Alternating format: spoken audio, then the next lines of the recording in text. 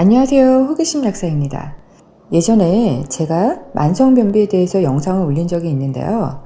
많은 분들의 질문을 받으면서 이분들이 왜 변비가 해결되지 않는지가 보이더라고요. 그래서 어떻게 해야 해결할 수 있는지 자세히 말씀드릴게요. 지금 소개하는 방법들은 변비만 좋아지는 게 아니라 건강에도 도움이 되는 방법이라 평생 하시면 더 좋습니다. 제 얘기를 잠깐 해보자면요. 어렸을 때부터 제가 변비가 정말 심했어요.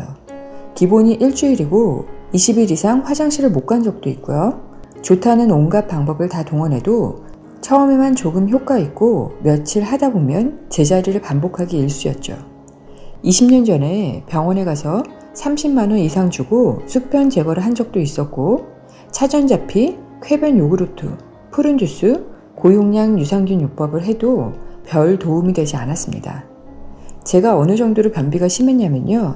장이 늘어나서 심장을 압박해 심장에 통증이 느껴질 정도였어요. 심장이 아파서 큰 병원에 가서 엑스레이를 찍고 나서야 변을 보지 못해 늘어난 장이 심장을 압박했고 숨 쉴 때마다 심장이 아픈 거였어요. 그때 진료하셨던 나이 지긋하신 내과 선생님이 이런 경우는 처음 본다며 한숨을 내쉬더라고요. 상상이 되시나요? 그렇게 힘들었던 30년 이상 된 변비가 지금은 아무 문제가 없습니다. 첫 번째 방법은 제가 첫 아이를 임신했을 때 썼던 방법인데요. 제 변비 탈출에 가장 큰 영향을 미친 방법이기도 합니다. 큰 토마토 2개, 키위 2-3개를 아침 공복에 갈아서 매일 먹는 건데요. 여기서 중요한 건 아침 공복에 드셔야 한다는 것이고요. 아침은 이걸로만 드시고 다른 건 드시지 마세요. 또 갈아서 드시는 게 훨씬 효과가 좋습니다.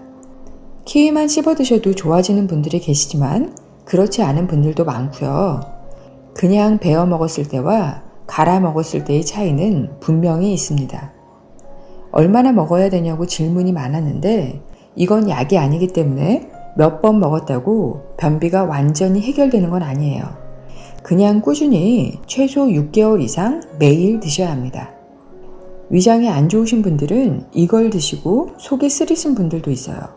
이런 분들은 올리브유를 2숟가락 정도 넣고 드시면 속이 좀 더 편하실 거예요. 드시기 전에 따뜻한 소금물 한 잔 꼭 드시고요. 두 번째 방법은 둘째 아이 임신 때 썼던 방법인데요. 아침 공복에 올리브유를 마시고 따뜻한 소금물 먹기입니다. 이때는 소화불량이 너무 심해 뭘 먹는 것조차 힘들었거든요. 토마토 1개, 키위 1개를 먹는 것도 힘들었기 때문에 첫 번째 방법을 쓸 수가 없었어요. 다른 분들 같은 경우에는 올리브유를 2숟가락만 먹어도 변을 잘 보시던데 저한테는 소용이 없더라고요. 그래서 전 종이컵으로 반컵 정도를 먹었습니다. 이는 개인차가 많이 있겠죠. 그런데 이렇게 많이 먹는 건 속도 울렁거리고 쉽지는 않아요. 전 그때 너무 힘든 상황이었기 때문에 했던 방법이고요. 당장 급하신 분들은 효과가 좋으니 해보시기 바랍니다. 저처럼 심각한 변비가 아니라면 2-3숟가락부터 드셔보시면 될 듯 합니다. 세 번째 방법은 평상시 마그네슘을 꾸준히 먹는 거예요. 수산화 마그네슘은 장기적으로 복용하기엔 적합지 않으므로 추천을 하지 않고요. 변비에 특히 좋은 마그네슘 제품이 있으므로 약사님들께 추천받으시면 됩니다. 대부분 마그네슘만 잘 고르셔도 변비에 많은 도움이 되실 거예요. 여기까지가 제가 예전에 올렸던 영상의 내용인데요. 문제는 이렇게 드시고도 해결이 잘 안 되는 분들이 계시다는 거예요. 그분들의 문제는 무엇인지 말씀드려 볼게요. 첫째, 혈어가 심하다는 거예요. 저도 예전에는 싱겁게 먹는 게 건강에 좋은 줄 알고 모든 음식을 싱겁게 먹었거든요. 심각한 혈어 증상이 있어서 변비도 정말 심했던 거죠. 싱겁게 먹으면 몸에서 물이 땡기질 않는데 억지로 많이 먹는다 하더라도 물은 이뇨제로 작용해서 점점 더 만성 탈수 상태, 즉 혈어가 심해지게 됩니다. 혈어가 정말 심하신 분들은 액상 미네랄, 실크 아미노산, 철분제 등이 필요하실 수도 있지만 대부분 소금물만 제대로 마셔도 혈어를 개선시킬 수 있습니다. 혈어가 개선이 돼야 장 점막이 촉촉해지면서 음식물이 긴 장을 잘 통과할 수 있게 됩니다. 변도 딱딱해지지 않고 말이죠.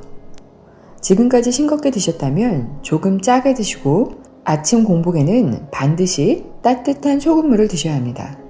소금의 양은 개인마다 다르기는 하나 아침 공복에는 4분의 1 티스푼의 소금을 머그잔 한 컵에 넣어서 드시면 되고요.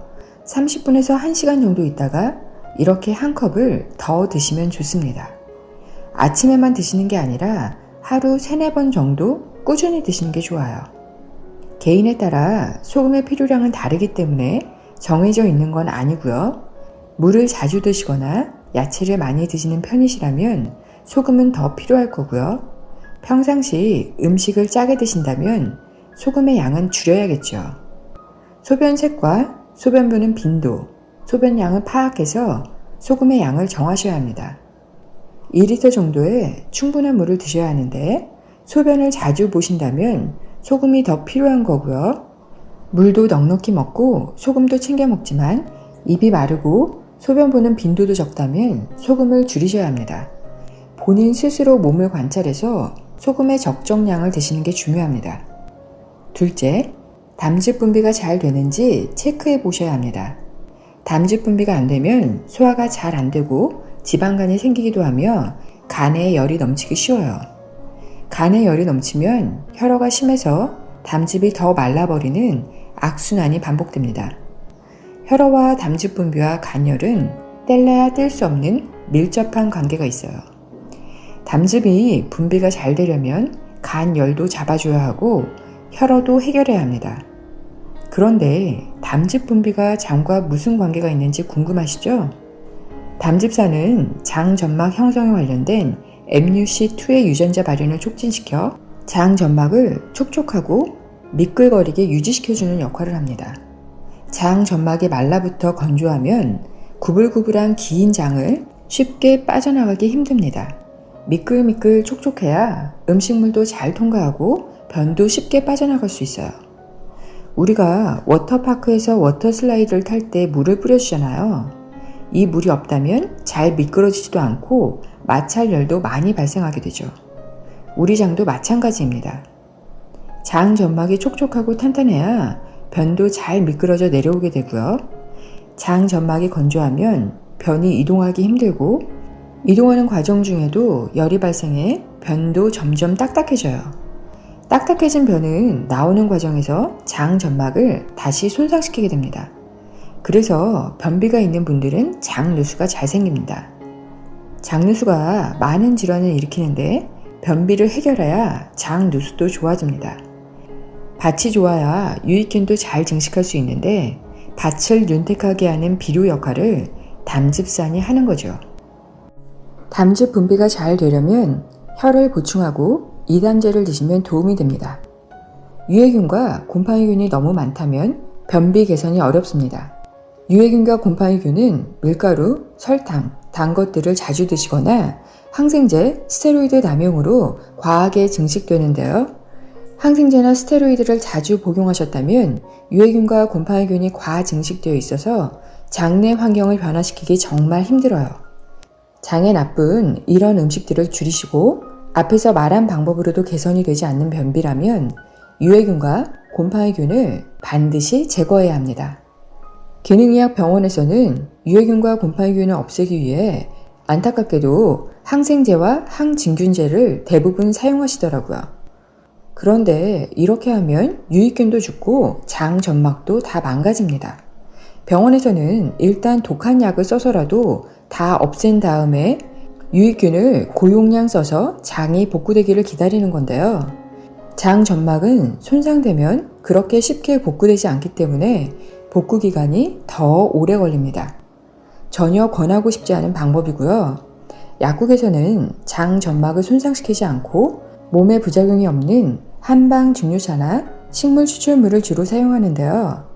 훨씬 빠르게 장이 좋아지실 거예요. 변비 치료 어려워하지 마시고 약사님들과 상담해 보세요. 변비가 심하신 분들은 한 가지 방법으로는 해결이 잘 안 되는 만큼 문제를 찾았다면 그 문제를 같이 해결하셔야 변비도 좋아집니다. 원인은 놔두고 증상만 좋아지려고 애쓴다면 절대 해결할 수 없습니다. 지금 말씀드린 것들을 바로 잡으시면 어떤 악성 변비도 해결이 가능합니다. 변비 환자치고 혈어가 없는 분들이 별로 없는 만큼 혈어 영상, 소금 영상을 꼭 보시고 실천하시기 바랍니다. 간에 대한 영상도 올려놓을 테니 참고해 주시고요. 나부터 행복해야 주변 사람들을 행복하게 만들 수 있습니다. 나의 오랜 희생은 원망만 남게 됩니다. 오늘 하루가 힘드셨다면 잠자리에 누워 눈을 감고 본인에게 위로의 말을 건네주세요. 오늘 하루 힘들었지? 오늘도 정말 고생했고 잘했어. 너가 최고야. 고맙고 사랑해. 라고 말해주세요. 이 말은 내 상처받은 자아를 치료할 만큼 강력합니다. 운명은 내가 바꿔나가는 것입니다.